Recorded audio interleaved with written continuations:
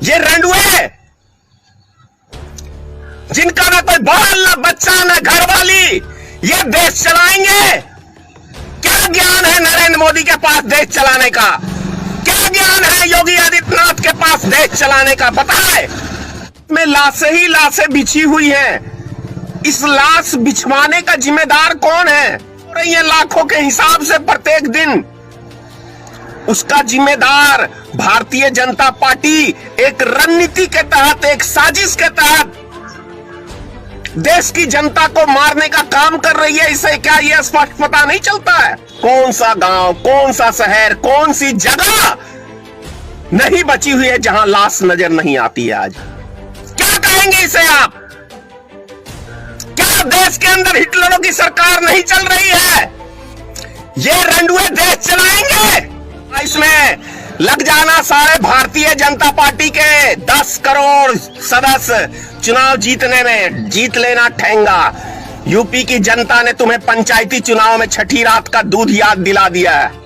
बहुत जल्द और तुम्हारा असली ठिकाना, मेरी बात याद कर लेना नरेंद्र मोदी और अमित शाह, तुम्हारा असली ठिकाना आजीवन जेल में सड़ने का होगा।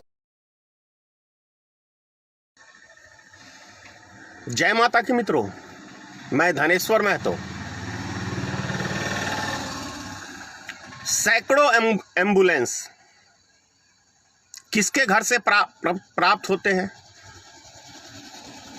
राजीव प्रताप रूडी, जो भारतीय जनता पार्टी के कोई छोटे मोटे नेता नहीं है, राष्ट्रीय प्रवक्ता हैं। मतलब आप समझ सकते हैं, सैकड़ों एम्बुलेंस उनके घर से प्राप्त होता है, उसको ढक के रखा जाता है। लेकिन ये सैकड़ों एम्बुलेंस थे किसके? ये सबसे बड़ा प्रश्न है।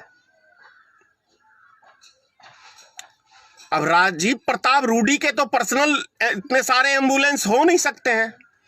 जाहिर सी बात है सरकारी एम्बुलेंस ही होंगे। और इन एम्बुलेंस को छुपा के रखने की आवश्यकता क्या है? यह सबसे बड़ा प्रश्न है कि इस महामारी के समय में जहां लोग कोई कंधे पे लेके अब मरीज को जा रहा है, कोई साइकिल पे लेके, कोई ऑटो पे लेके, कोई रिक्शा पे लेके, वहां पे इतने सारे एम्बुलेंस एक भारतीय जनता पार्टी के घर से बरामद होता है। समझने की जरूरत है कि ये जो तमाशा हो रहा है, एक हिसाब से देश में लाशें ही लाशें बिछी हुई हैं। इस लाश बिछवाने का जिम्मेदार कौन है?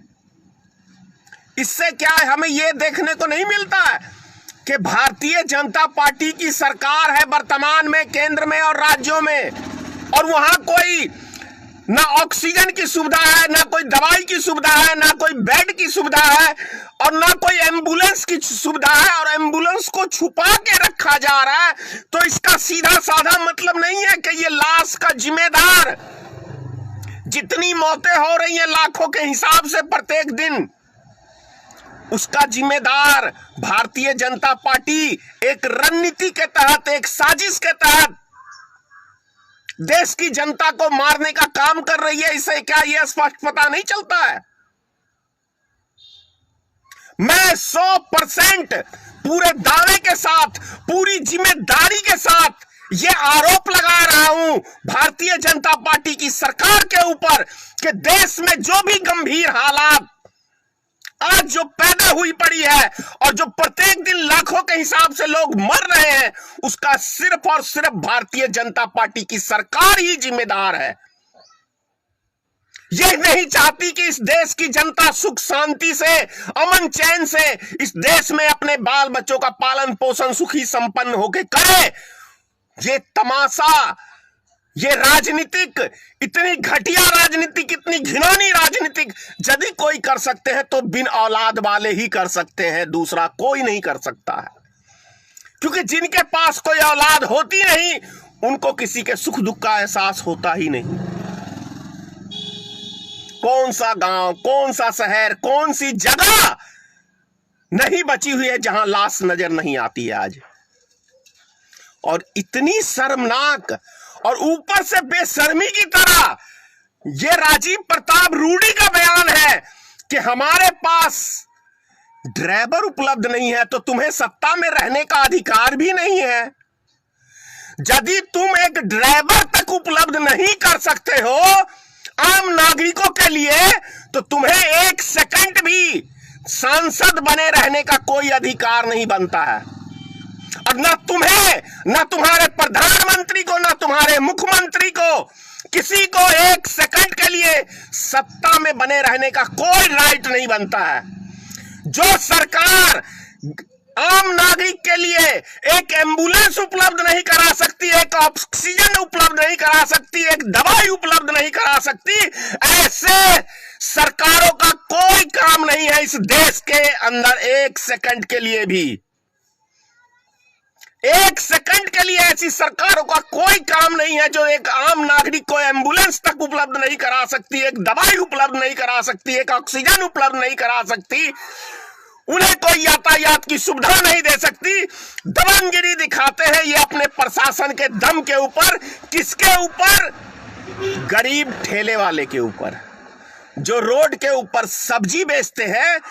इनके ऊपर दबंगगिरी दिखाने का काम करते हैं इनके प्रशासन के लोग।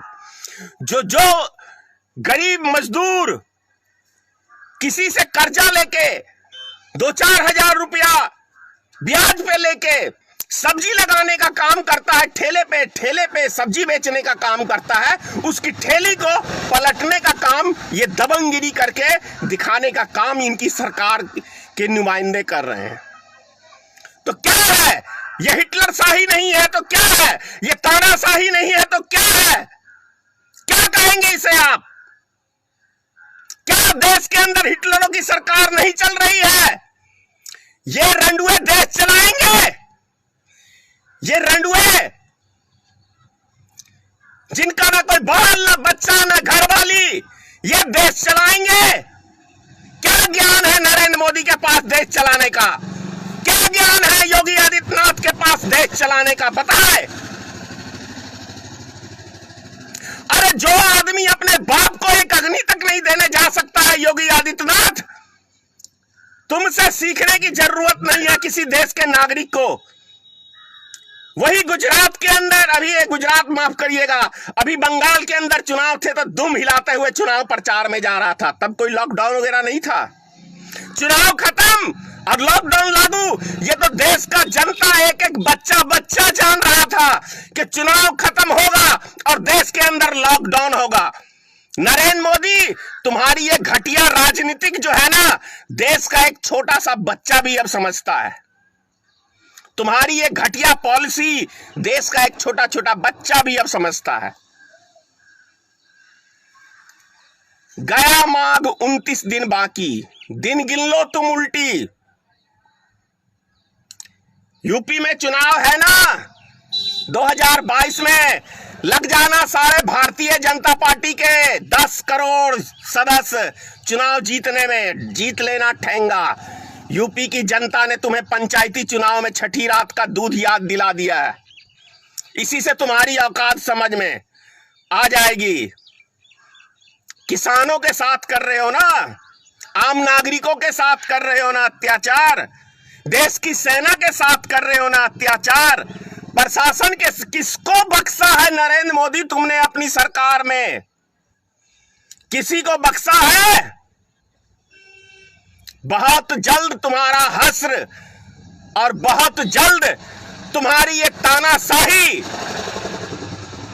समाप्त होने वाली है नरेंद्र मोदी, बहुत जल्द। और तुम्हारा असली ठिकाना, मेरी बात याद कर लेना नरेंद्र मोदी और अमित शाह, तुम्हारा असली ठिकाना आजीवन जेल में सड़ने का होगा।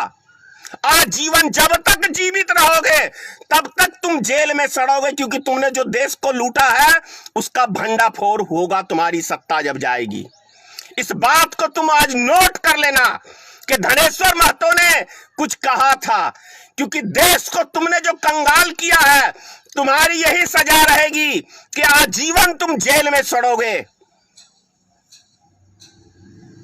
क्योंकि संसार में जितने भी हिटलर शाही शासन करने वाले लोग हुए हैं, या तो उन्होंने हिटलर ने खुद शूट करके समाप्त किया था, सद्दाम हुसैन को देख लो, फांसी पे चढ़ा था।